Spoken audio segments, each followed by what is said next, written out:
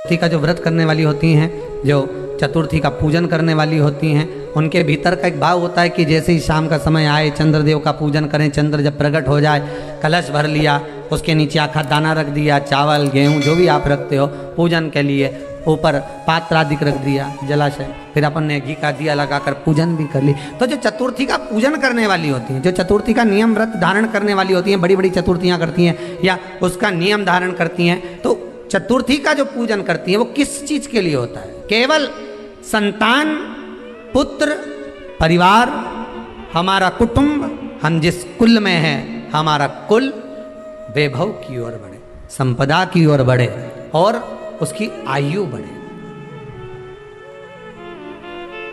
उसकी आयु बढ़े, वैभव बढ़े। बहुत ध्यान दीजिएगा महाराज, चतुर्थी की पूजन में जो आप आखा दाना रखते हो, गेहूं वगैरह कुछ भी जो रखते हो, उसकी बड़ी महत्वता होती है महाराज। यहाँ तक कहा गया है, चतुर्थी की कथा तो आप लोग पढ़ते होंगे, जो लोग पढ़ते हैं उनको मालूम होगा। चतुर्थी की कथा में लिखा है,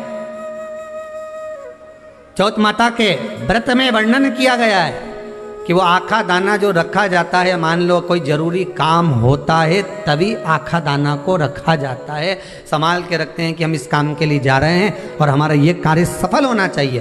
तो जिसने चतुर्थी का व्रत करा है, जिसने चंद्रदेव का पूजन करा, चतुर्थी का व्रत करा, वो गणेश जी से विनती करके वहां से 2-4 आखा दाना उठा ले, और जो व्यक्ति का काम अटक रहा है अपने ही घर का, पर दूसरे कुल को नहीं देना, अपने ही कुल के अंतर्गत जो काम अटक रहा है उसकी जेब में, उसके पल्लू में उस चीज़ को रख दिया जाए। तो चतुर्थी जो अगली आती है, जैसे आप महीने की करते हो तो महीने की, और आप जैसे करते हो कि 4 अलग बड़ी बड़ी चतुर्थी करते हो, तो उसके अनुसार आपका कार्य सिद्ध होता ही है। उस आखे दाने का इतना महत्व होता है क्योंकि चतुर्थी का व्रत करने वाली माता जब व्रत करती है तो स्वयं चतुर्थी की कथा में लिखा हुआ है कि पार्वती जी गणेश जी से चतुर्थी की कथा बचवाती। चतुर्थी की कथा बाची किसने थी? स्वयं गणेश जी महाराज ने। और सुनी किसने थी? माता पार्वती। बाचने वाले गणेश जी थे, सुनने वाली माता पार्वती थी। तो चतुर्थी की कथा जब होती है तो उसको स्वयं गणेश जी बाच रहे हैं, तो व्रत कौन सुन रही है? माता पार्वती। और आपने जो आखा दाना लिया वो गणेश जी के भाव से लिया, गणेश जी से निवेदन करके, विनय करके, प्रार्थना कर उसको प्राप्त किया। जिस व्यक्ति को ब्लड प्रेशर की बीमारी रहती हो, ऊपर नीचे ब्लड प्रेशर होता रहता हो, तकलीफ भोग रहे हो, बहुत कष्ट में हो, बार बार पसीना आ जाए शरीर पर, कुछ ना करिए, 1 लोटा पानी भरो, 7 पत्ती नीम की डालना। काय की डालना? नीम, कड़वी नीम, मीठी नीम नहीं, कड़वी नीम।